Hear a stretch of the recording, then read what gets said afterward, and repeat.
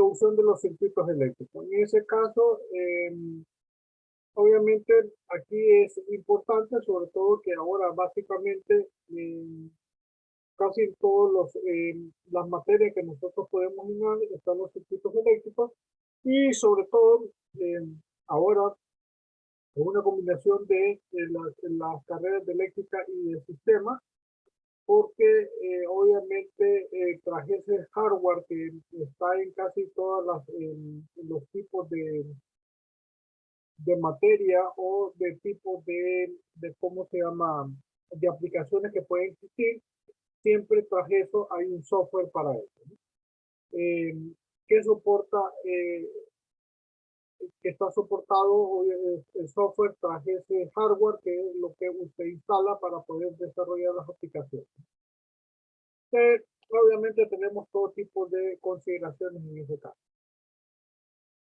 Bien, el análisis de circuito, dice, ha sido desde hace tiempo una introducción tradicional al arte de resolución de problemas desde una perspectiva de ingeniería, incluso para aquellos cuyos intereses son ajenos a la ingeniería eléctrica. Este tiene muchas razones. Una de las mejores es que en el mundo actual es extremadamente improbable que cualquier ingeniero encuentre un sistema que no incluya alguna manera de circuito eléctrico. Hay varios tipos de respuestas. La primera es análisis de corriente directa, en que no cambia con el tiempo. El análisis transitorio, que cambia con el tiempo. Y el análisis fenoidal. Y por último, la respuesta en frecuencia, que es la más general de las cuatro. Usualmente supone que alguno está cambiando con el tiempo. Comenzamos con el tema de los circuitos resistivos, que incluye ejemplos simples, que es un poco un testador o un tostador, pero en general, desde el punto de vista del sistema eléctrico, una computadora, un aire acondicionado, una estufa, un televisor, etcétera, etcétera, es una resistencia. Ella nos brinda una oportunidad perfecta de aprender varias técnicas muy poderosas de análisis de circuitos de ingeniería, como el análisis nodal, el análisis de Mayer, la superposición, la transformación de fuentes, teoría de Mayer-Binotto. Todo eso es componente en serie en paralelo. Es básicamente el capítulo 1 hasta el capítulo 5. Ya lo demás no son elementos resistivos. La única característica rescatable del circuito resistivo es que la dependencia del tiempo en cualquier cantidad de interés no afecta el proceso de análisis. Y eso es lo medular para aprender esta parte del circuito. No nos afecta el tiempo ni los análisis. Los estudiantes familiarizados con el estudio de otros temas de ingeniería, como flujo de fluidos, los sistemas de suspensión de automóvil, diseño de puentes, administración de cadena de suministro, el control de procesos, reconocerán en forma general de muchas de las ecuaciones que desarrollaremos para describir el comportamiento de varios circuitos. No vamos a entrar a un ¿cómo se llama?, desarrollo serio de estas ecuaciones, porque ya la respuesta ya está dada. De alguna manera solo vamos con la explicación. Solo necesitamos sustituir, dice, las variables, por ejemplo, tensión por fuerza, carga por distancia, resistencia por coeficiente de fricción, etcétera, etcétera, a fin de determinar lo que ya sabemos para resolver un nuevo tipo de problema. Con mucha frecuencia, si tenemos bastante experiencia en la resolución de problemas similares o relacionados, la intuición puede ser medida a través de la resolución de problemas de más que intuición, es conocimiento. En este caso, por eso es importante en su carrera el pensamiento algorítmico. Usted desglosa un problema en todas sus partes, ¿no? Y así, entonces, se puede desarrollar un algoritmo para poder programar o poder hallar la solución. En este caso, es importante todas esas variables, sobre todo porque ya hay ecuaciones diferenciales, ya vieron muchas de las respuestas que se estaban viendo.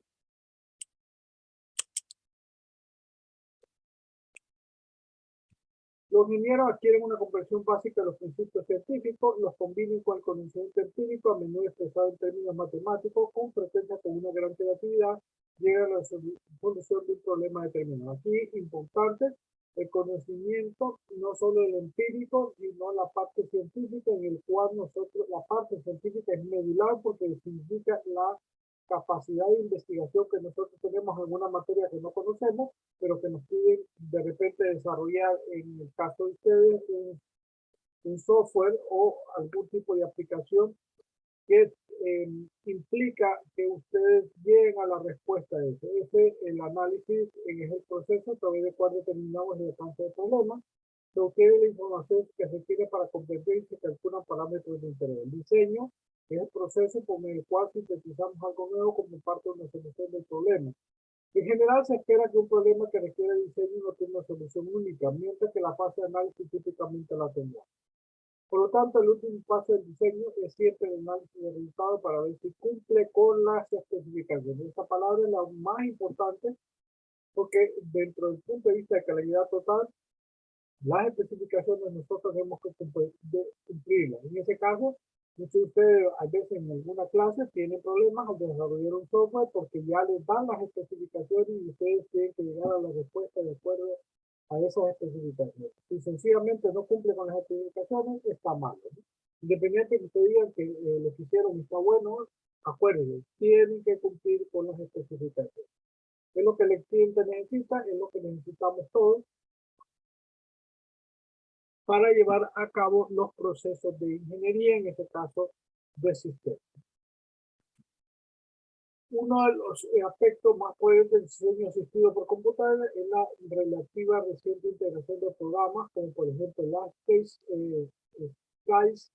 Es un simulador. Una vez que el ingeniero esté satisfecho con el desempeño simulado del diseño, el mismo software puede generar un layer de placa de circuito impreso usando el parámetro geométrico o la biblioteca de componentes. Eso cada vez está más relacionado. Aquí hay un software que vamos a tratar de a ver si podemos utilizar este software, que es un simulador para, en vez del investigador, utilizar el software como ejemplo o tarea. La exitosa, estrategia exitosa para la solución de problemas, aquí hay una estrategia, el pensamiento algorítmico por eso es importante, desglosamos en toda nuestra parte para ver una solución factible de acuerdo a las especificaciones. Así hay dos términos que normalmente deberíamos utilizar en ingeniería, sobre todo por la calidad total y sobre todo porque esto también implica a parámetros de administrativos y financieros de costos. Acuérdense, las especificaciones y la eficiencia y cómo se llama y ahora la máxima de ingeniería, la máxima de calidad total es no solo hablamos de globalización, sino que hablamos, por ejemplo, de la automatización. En la automatización ahí tenemos englobado todo lo que nosotros queremos. Bajo costo, más alto nivel de calidad, la ingeniería aplicada al 100%. En el caso de las industrias de telecomunicaciones y la industria de automotriz está aplicado al 100% de eso. Entonces, hay brazos robóticos, hay software que definitivamente, ¿cómo se llama? Se aplican para que ya de un solo se pueda utilizar el software directamente. Son industrialización, pero es autónomo, de tal manera que hay poca ingeniería humana y así tenemos los niveles de automatización. Por lo tanto, los costos se han reducido de automóviles en alguna medida. Obviamente lo que sube son los parámetros de aplicaciones generales adicionales de cómo se llama tecnológica. En el caso de telecomunicaciones, tanto los distintos componentes de procesadores, microprocesadores, memoria, van bajando con el tiempo a medida que aumenta la capacidad, entonces van a aumentar de precio, pero las capacidades que teníamos anteriormente son extremadamente baratas y obviamente son fáciles de construir desde el punto de vista de automatización. Si nosotros lo hiciéramos, tendríamos la capacidad tecnológica para hacer eso, pero obviamente en los países que ya llevan años haciendo eso es relativamente fácil. Por lo tanto, eso es muy importante de manera general para la solución de problemas no solo técnicos, sino de cualquier tipo.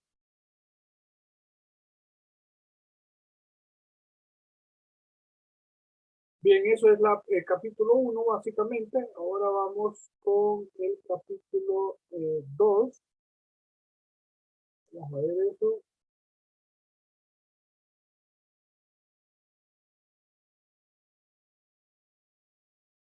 capítulo 2 ya entramos a componentes y a aspectos justamente del circuito y ciertos parámetros. En ese caso, las unidades, lo que nos interesa es el joule, el watt, el kilowatt más para potencia, o en el caso de instalaciones eléctricas, la potencia se define como la tasa del trabajo que se hace en energía gastada o de la energía gastada. La unidad fundamental de la potencia es el watt, definida por un joule por segundo, watt equivalente a 0.73 pie libra fuerza por segundo, o 1 sobre 745.7 caballos de fuerza, que esa unidad es HP o horsepower.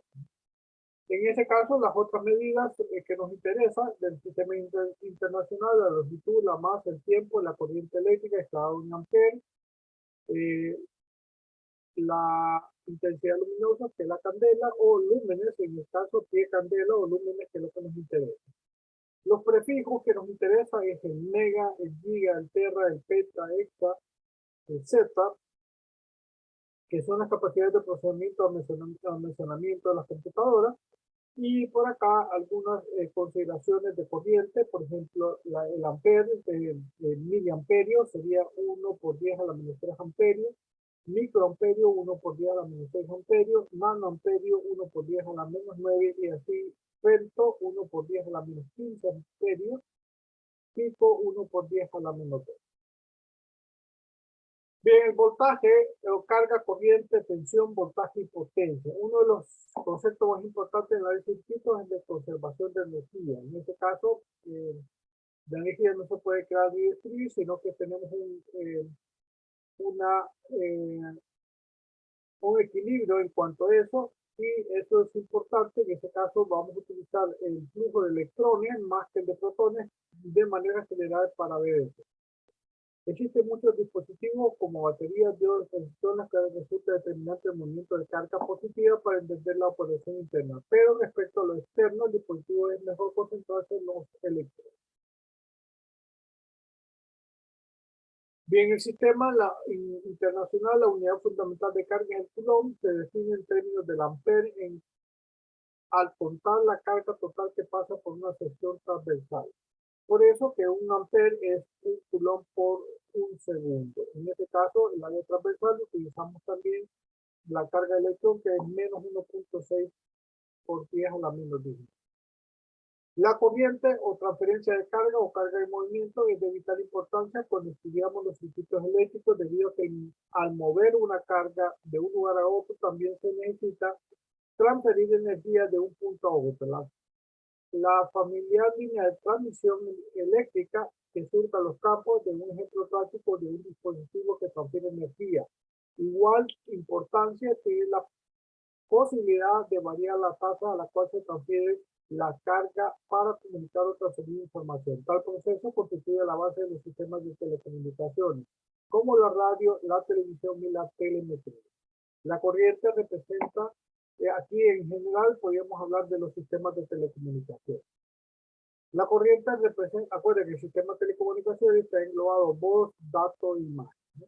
O sea, redes de telecomunicaciones, televisión, cable y además la telefonía. La corriente presente en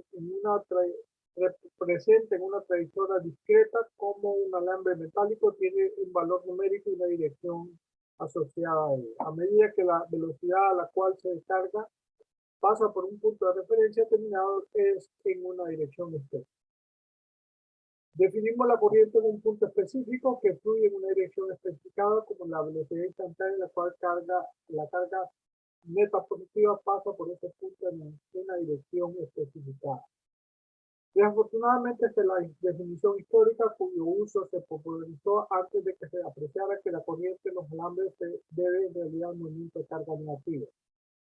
La corriente se simboliza por I y es la tasa de cambio de la carga con respecto al tiempo, o sencillamente la derivada de la carga con respecto al tiempo. La unidad es el ampere, el dígito francés ampere, y es un coulomb por segundo.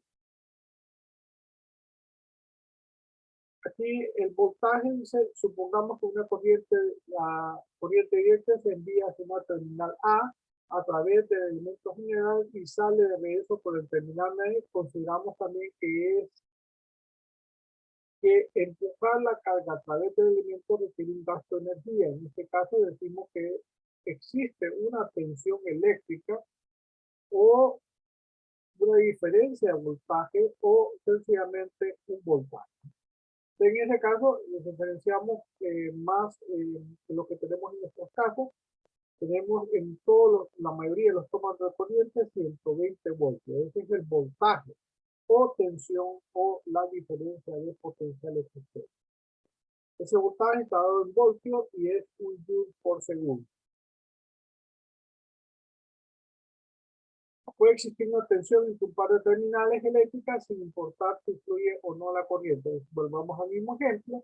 En nuestra casa, mientras no conectamos en un toma de corriente con un aparato, la corriente no fluye, el aparato no funciona. Tenemos latente 120 voltios, lo sabemos ya de entrada, sabemos que podemos conectar cualquier cosa ahí y así tenemos latente esos 120 voltios. De acuerdo con el principio de conservación de energía, la energía que se gasta al forzar la carga a desplazarse a través del elemento debe aparecer en algún otro lado. Cuando más adelante se analicen elementos de circuitos específicos, veremos si esa energía se almacena en alguna forma de tal modo que esté disponible con facilidad como energía eléctrica o si se transforma en un modo irreversible en calor, en energía acústica o cualquier otra forma de energía no eléctrica. De hecho, que eso lo podemos verificar fácilmente, alguna de ellas, por lo menos lo del calor. Si tenemos un foco, si ponemos la mano cerca del foco, vamos a sentir entonces el calor que emana del foco, ¿no? En ese caso, entonces decimos que una parte de la energía eléctrica que se transfiere por el foco se convierte en calor. Una otra cosa, energía acústica es cuando tenemos una radio o cualquier otra cosa. Y óptica, obviamente, eso más podríamos ver en la transformación en el foco o muchas veces en sistemas de telecomunicaciones, la energía eléctrica que para el envío de la señal en las redes se envía por fibra óptica. Bien, esa conversión, algunas conversiones ya están dadas y podemos especificarla de esta manera y la más utilizada es la C. Menos en el terminal de abajo, más en el terminal positivo y 5 voltios. Se puede utilizar la D, las demás son opciones, pero esta es la más utilizada. Aquí la potencia, definimos la potencia a la cual se representa por P y es un joule de energía. Si un joule de energía se gasta en transferir un coulomb de carga a través de un dispositivo en un segundo, la tasa de transferir de energía es igual. La potencia emitida debe ser proporcional al número de coulombs transferidos por segundo, que es la corriente, o la energía necesitada para transferir un coulomb a través de un elemento que es tensión. Por lo tanto, la potencia es el voltaje por la corriente o V por I. En este caso, aquí es importante la figura, dice la potencia absorbida por un elemento determina el producto V por I y es positiva. Eso sucede en todos los elementos resistivos. Y la potencia, se dice que el elemento genera o suministra energía cuando la potencia es negativa. Eso es otra parte medular para esto. Bien, en ese caso tenemos 3 amperios, 2 voltios son 6 watts. Menos 2 voltios, menos 3 amperios, 6 watts. Y en la otra es 4 voltios, menos 5 amperios, es menos 20 watts. En este caso dice la potencia absorbida negativa significa que el elemento está suministrando más 20 watts, o sea, una fuente de energía. Todos los elementos del circuito simple se consideran, bueno, eso es importante de manera general, ver la corriente y la potencia de esta manera, ¿no? Al final son aplicaciones que se tienen que dar en la resistencia de manera general de cómo utilizar, pero hay otros elementos, no solo la resistencia, no solo las fuentes de tensión y de corriente, sino que están otros tipos de elementos del circuito simple que tienen determinar proporcional a la derivada de la corriente con respecto al tiempo, que es el inductor, o la integral de la corriente con respecto al tiempo, que es el capacitor. En ese caso es importante estas definiciones de manera general. Esta es una fuente de tensión independiente. Aquí está el símbolo más utilizado es el C o el A. Y siempre vamos a sumar que va a ser de esa manera.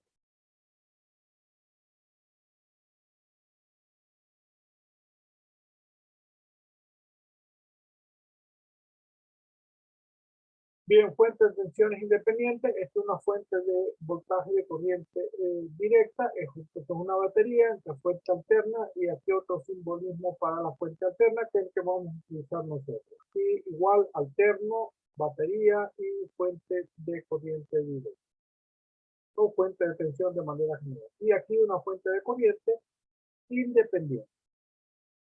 Aquí la fuente dependiente de todos los tipos de fuentes dependientes que vamos a utilizar. Estos son los elementos generales de circuito que vamos a analizar: fuentes de tensión o voltaje o fuentes de corriente. En este caso independiente o dependiente, resistores, capacitores, inductores. Todos los primeros tres, el capítulo 1 al 5, los capítulos 7 y 8 están los capacitores inductores. Existen cuatro tipos de fuentes independientes: son de voltaje controlada por voltaje, de voltaje controlada por corriente, de corriente controlada por voltaje y de corriente controlada por corriente. La primera, entonces el símbolo, la flecha, es una fuente de corriente y está controlado por una IX. K es una constante de proporcionalidad. Aquí, fuente de corriente y está controlado por B, que es una fuente de voltaje. Fuente de voltaje controlada por voltaje, que es fuente de voltaje controlada por corriente, que es I. Por todos los tipos, aquí fuentes dependientes de voltaje controlada por voltaje, fuente dependiente de corriente controlada por voltaje y fuente dependiente de corriente controlada por corriente. Y por último, fuente de voltaje controlada por voltaje. Aquí en este caso, esto es el ejemplo típico de un amplificador operativo. En este caso tenemos este voltaje y queremos hallar BL. Pero aquí hay una fuente dependiente de voltaje con la constante proporcional de 5. Pero como estos dos elementos están en paralelo, tienen dos nodos en común, se ve ahí que no hay otro elemento entre ellos. Entonces decimos que están en paralelo, entonces el voltaje L es igual a 5V2. Si el voltaje original es 3 voltios, es 15 voltios. Si el voltaje original es 2 voltios, entonces esto va a valer 25 voltios. Esto es otra de las cosas medulares. Si se corta la presentación, ahorita no se ha cortado, entonces volvemos a empezar. Bien, aquí es una de las cosas primordiales para la clase, es esto. En primer lugar, otra de las consideraciones importantes, que este ejercicio es típico de examen. En el examen siempre pongo un problema donde hay que callar las potencias de todos los elementos del circuito. Aquí otra de las consideraciones importantes es que esa sumatoria de corriente, de voltaje, de potencia, perdón, tiene necesariamente que dar igual a 0. Y si no da 0, entonces estamos mal. De la primera, 7 amperios por menos 8 voltios. Vamos de izquierda a derecha. Entonces, menos a más. De ahí 2 amperios y 8 voltios. Si vamos hacia abajo, entramos por el terminal positivo, 8 voltios positivos. En este caso, 5 amperios positivos. Y entramos, y tiramos una flecha hacia la derecha, menos 12 voltios, negativo, menos 60. Aquí hacia abajo la flecha, que es más 20 voltios y 8 amperios, entonces es 160 watts. Y la última, punto 25, BX, pero BX menos 12, el punto 25 por menos 12 por 20 es menos 60 watts. La sumatoria tiene que dar 0. Si no da 0, solo puede suceder o el circuito está malo, que normalmente eso no es cierto. Por lo tanto, eso implica entonces que nosotros cometimos algún error en las consideraciones del circuito. Pregunta. Y eso vuelvo a repetir unas cosas medulares y típicas de eso. Bien, redes y circuitos. El circuito es una trayectoria cerrada. En este caso, la trayectoria cerrada está a la derecha. Es un circuito, por lo tanto, la otra solo es una red. Resistencia es el símbolo, la resistencia primordial. Siempre vamos a tomar en consideración que la corriente entra al terminal positivo de la resistencia. Esta resistencia es adimensional, por lo tanto, tanto la corriente o el voltaje tienen que ser del mismo signo para que la resistencia sea igual. La relación entre la resistencia y la ley de Ohm. La ley de Ohm dice que el voltaje igual a R por.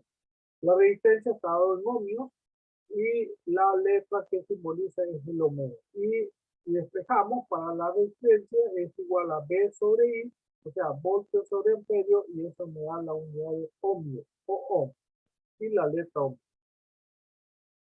Este es medular para la clase. B es igual a R por I, la ley de Ohm. En el resistor existe una relación lineal de voltaje y de corriente.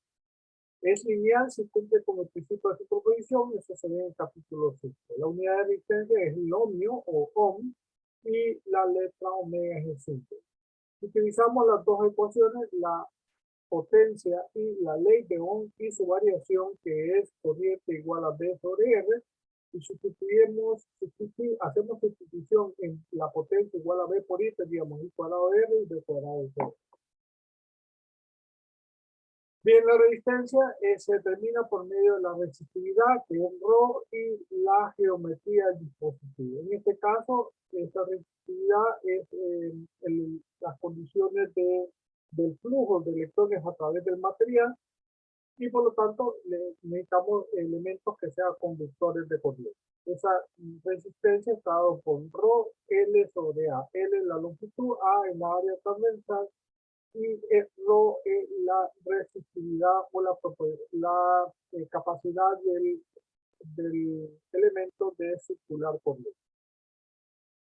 Bien, aquí hay cobre, que es uno de los mejores conductores. No hablamos normalmente del oro y la plata, que son mejores, pero que de alguna manera no se utiliza por el cobre.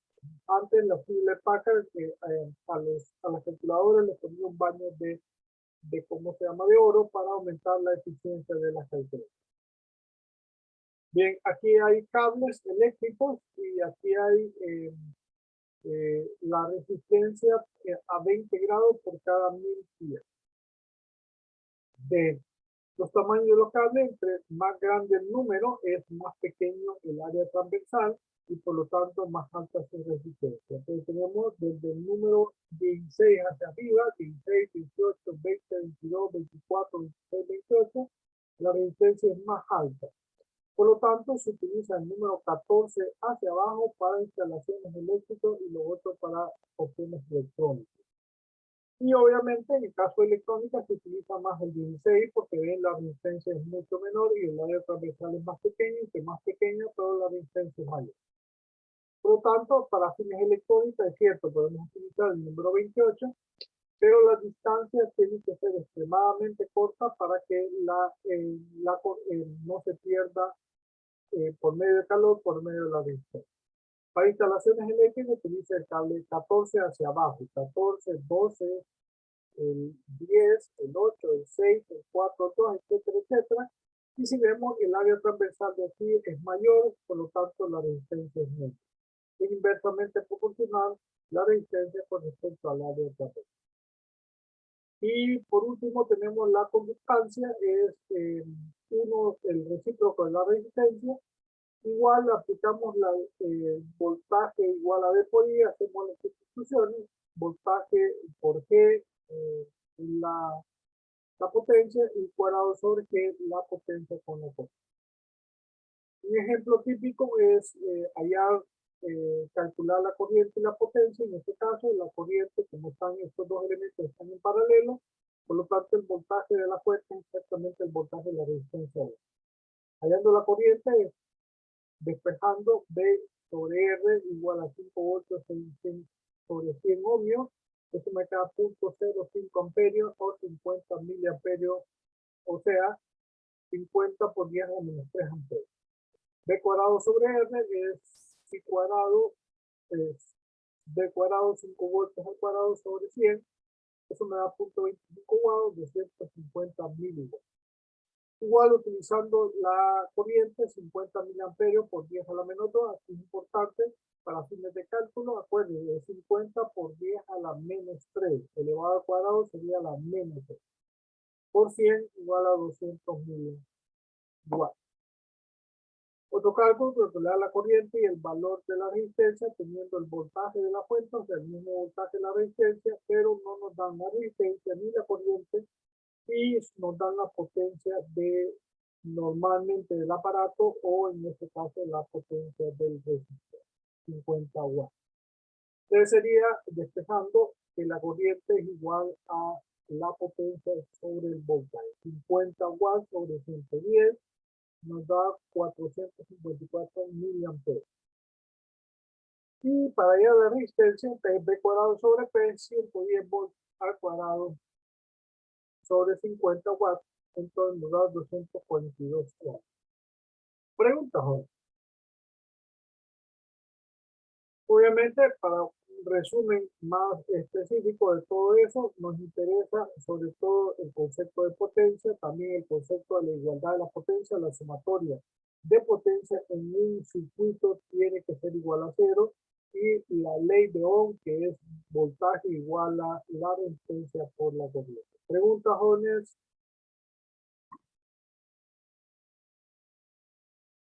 ¿Preguntas? Bien, jóvenes, si no tienen preguntas, nos vemos. Ingeniero, estas diapositivas van a estar en el campo, ¿va? Sí, sí, a partir de mañana él la va a tener ahí en el campo, todo. Muchas gracias.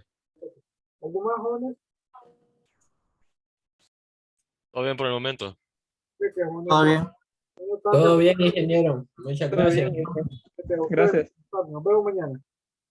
Gracias igual.